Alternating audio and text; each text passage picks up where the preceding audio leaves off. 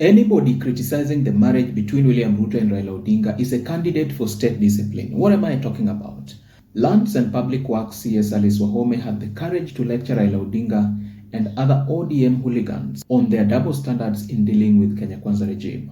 Even those from government, including wale wamejoin Kenya Kwanza, marafiki wetu wale tumeungana kuform broad-based government, ni BBG, yeah? Hata wao, some of them are confused because they have never been in government. This is the first time, and that is because William Ruto has agreed to share government with the opposition.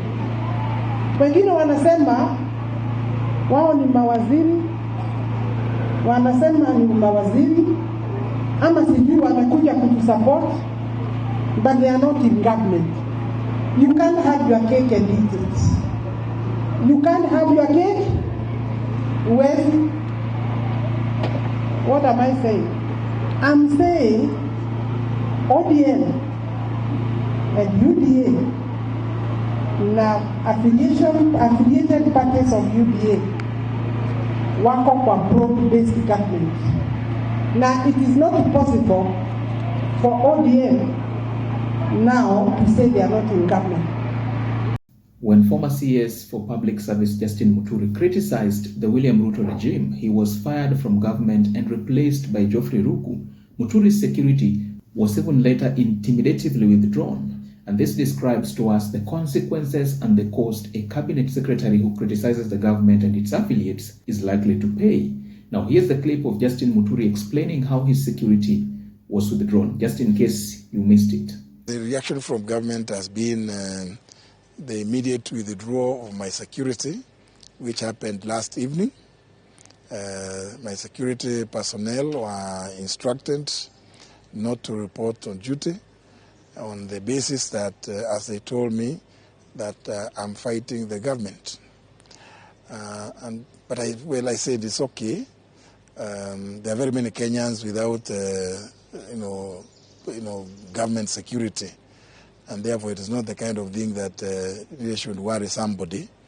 But it's just to observe that, under the law, the retirement benefits, designated state officers retirement, Act, Chapter 197B, deputy presidents, retired speakers of the Houses of Parliament, Chief Justice and Deputy Chief Justice, former Prime Minister, former Vice President, are all covered in that act. So is Alice Wahome likely to face the same disciplinary fate? Time will tell, because Rigathi Gachagua once told us that in William Ruto's government, no one has the right, nor the courage, nor freedom to speak his or her mind freely without the fear of, being squeezed into damnation. We are envious of the cabinet you served at Mwai Kibaki, that you are allowed to speak. Justin Muturi and I can tell you, in the cabinet we serve, it's only me and him who could speak. And that is why we had to be edged out. The rest are flower girls and praise and worship choir. So we would have wanted, if things could reverse and we served at Mwai Kibaki, we would have enjoyed.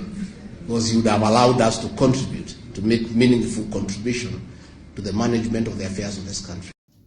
But is Raila Odinga and his cronies really embracing double standards, as Alice Wahome is putting it, in their dealings with William Ruto regime? The answer is yes. Raila Odinga has publicly said a number of times that he is still the official leader of the opposition and that he is not part of government. Yet we see ODM bigwigs like John Mbadi, Opiyo Wandayi and Hassan Joho dining with the president in cabinet. ODM Secretary General Edwin Sifuna recently told us that ODM party is not part of the government. So where are these double standards coming from? Let's connect the dots looking backwards. Now, Raila Odinga fiercely contested William Ruto's 2022 presidential election victory, alleging fraud and filing a Supreme Court petition claiming the election was tainted by what they termed as, quote-unquote, premeditated and lawful subversion. But despite his earlier stance, Odinga signed an MOU with Ruto in March 2025, formalizing a political alliance to form the so-called broad-based government, which is simply another name for a political handshake. This he did despite the deadly 2024 anti-government protests that claimed the lives of many young people. We've also seen Raila Odinga embracing selective silence on abuses. Now, what is this? He remained silent on alleged mass abductions, enforced disappearances, and extrajudicial killings under Ruto's regime. And this is why a lot of people accuse him of double standards. Now, when he vied for the AU chairmanship and failed, we began to ask questions as to whether Raila Odinga is interested in serving the people or he is simply furthering his personal ambitions. But as we all know, politics is just but about interest, and not many politicians are interested in serving the people.